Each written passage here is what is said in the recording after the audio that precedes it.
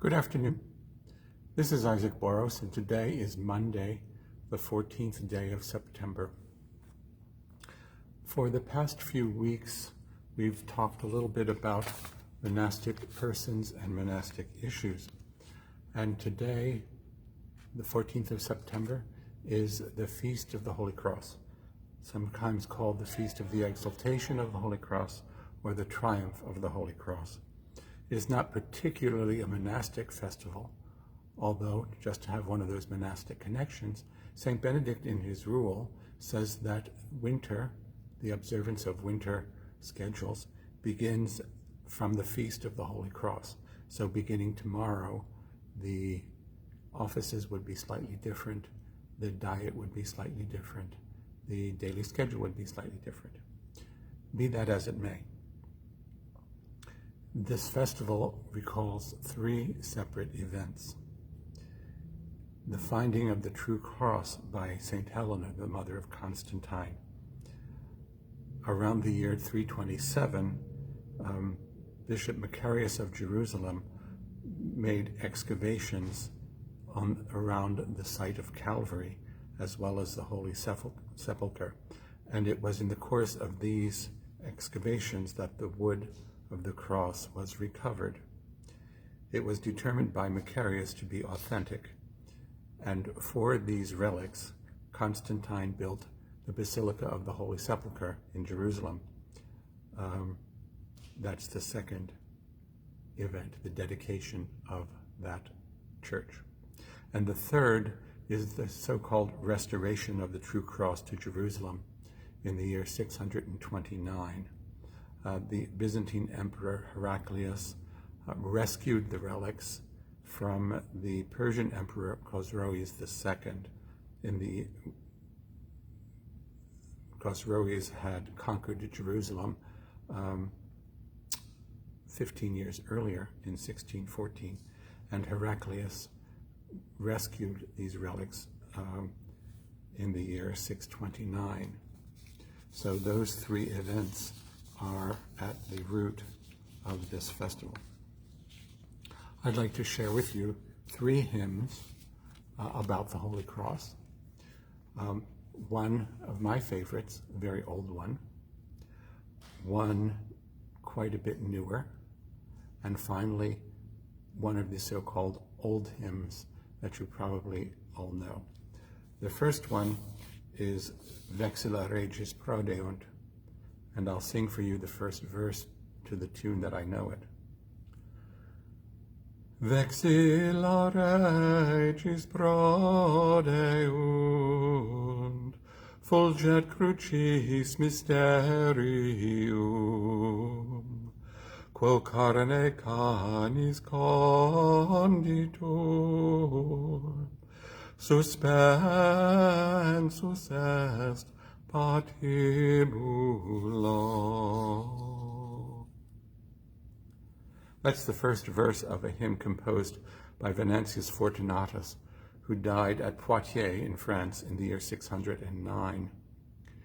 He wrote that hymn in the year 569 as a processional hymn for the reception of the relic of the cross of Jesus, which was a gift from the Empress Sophia of Constantinople to the Abbess Radegund of the Monastery of the Holy Cross in Poitiers, a monastery that is still there and which I visited about 30 years ago.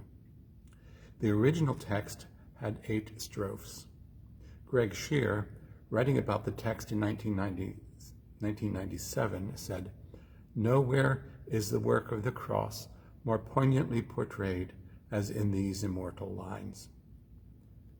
The first verse in Latin, Vexilla Regis Prodeunt, fulget crucis mysterium, quo carnis carne conditur, suspensus est patibulo. The royal banners forward go, the cross shines forth with mystic glow. Upon it life did death endure, and yet by death did life procure. Fulfilled is all that David told in true prophetic song of old. The universal Lord is he who reigns and triumphs from a tree. Blessed tree whose chosen branches bore the wealth that did the world restore. the price of humankind to pay, and spoiled the spoiler of his prey. Blessed Trinity, life's source and spring, may every soul thy praises sing. Let those obtain a crown in heaven, to whom the cross has conquest given. The next hymn is one that we know and love here at St. Matthew's. You can find it in the hymnal at number 159, Lift High the Cross. This is based on an earlier hymn text by the same author who had written a hymn in the year 1887 for a festival at the Winchester Cathedral in the United Kingdom. It was first published in 1916 in the hymnal Hymns Ancient and Modern and had 11 stanzas. 50 years later, it first appeared in the USA in 1976, and it has been included in all recent hymnals. Stanley Osborne, commenting in 1976 about this hymn, writes, "There is no room for weak resignation here. This hymn summons the mightiest and leaves them gazing upon a love that gave its life to achieve life." Here is Lift High the Cross, 159.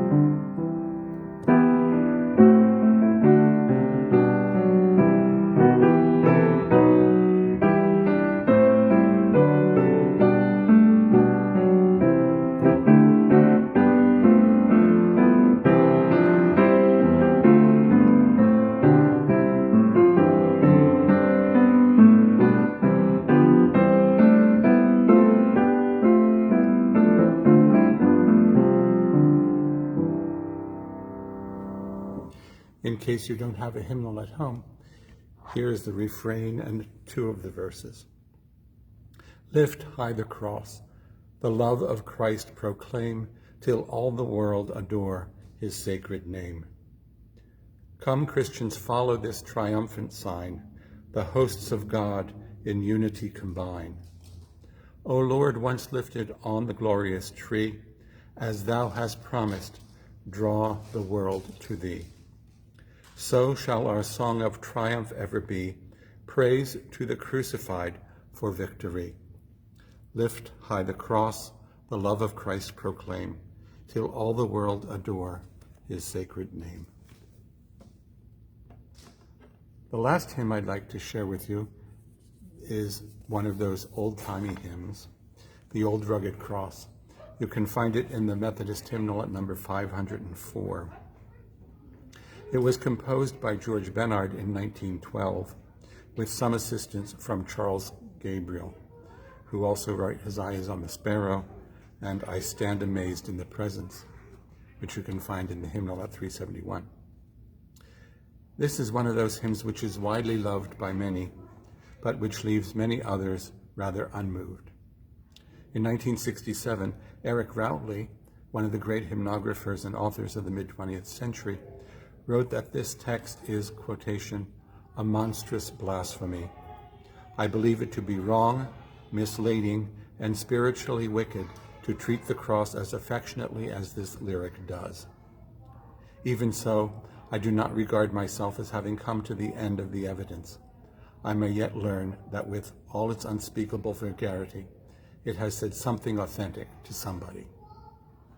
While popular for a long time, especially with Methodists and certain evangelicals, it only appeared in a Methodist hymnal in the year 1957. If you would like to follow along in the hymnal at number 504.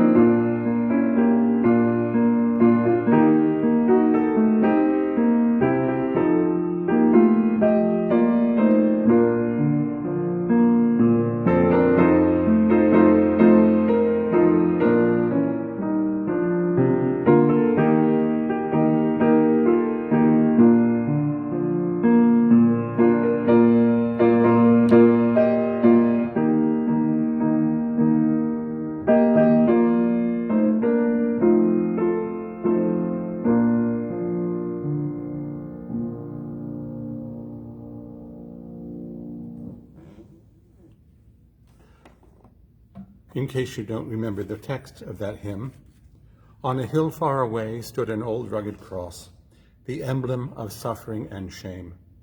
And I love that old cross where the dearest and best for a world of lost sinners was slain.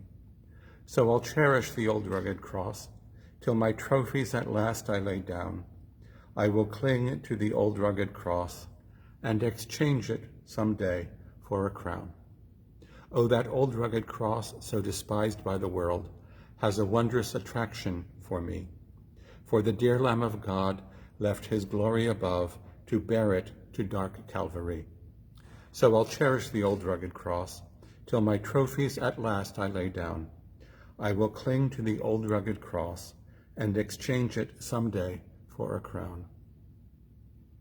In that old rugged cross, stained with blood so divine, a wondrous beauty I see. For 'twas on that old cross Jesus suffered and died to pardon and sanctify me. So I'll cherish the old rugged cross till my trophies at last I lay down. I will cling to the old rugged cross and exchange it someday for a crown. To the old rugged cross I will ever be true, its shame and reproach gladly bear. Then he'll call me someday to my home far away, where his glory forever I'll share. So I'll cherish the old rugged cross till my trophies at last I lay down. I will cling to the old rugged cross and exchange it someday for a crown. And to make this even a bit more media, in Rome, one of my favorite places to visit is the Church of San Clemente, near the Colosseum. If you've been to Rome with me, I've probably forced you to go visit. In the bottom level, there is a first century apartment house and Mithraic temple. On the second level, there is a 5th or 6th century church wherein St. Cyril of Cyrillic alphabet fame is buried. And on the current level, which is 12th century, there is a marvelous mosaic in the apse. And here is a picture of it. I hope you can see it.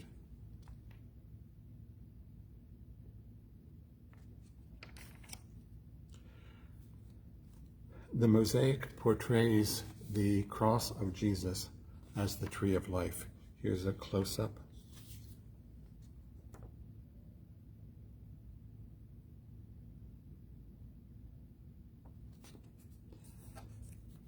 From the bottom of the cross, there grows a giant acanthus, from which flow the 4 rivers mentioned in the book of Revelation. And the acanthus leaves spring forth into a spiral that cover the rest of the apse wall. And within those spirals, we see people doing various things. You can see there somebody reading a book. And at the bottom, you see a shepherd. Further up, there are putti doing things, harvesting grapes, making wine. There's a farmer there as well. On the other side, we have a basket of fruit. You have a man with a book. You have a woman feeding chickens. And so the cross is the source of life, from which all grace and redemption flows. So for this feast of the Holy Cross, I wish you a pleasant evening, and I look forward at some time in the future to seeing you here again at St. Matthew's in Bowie. Good night.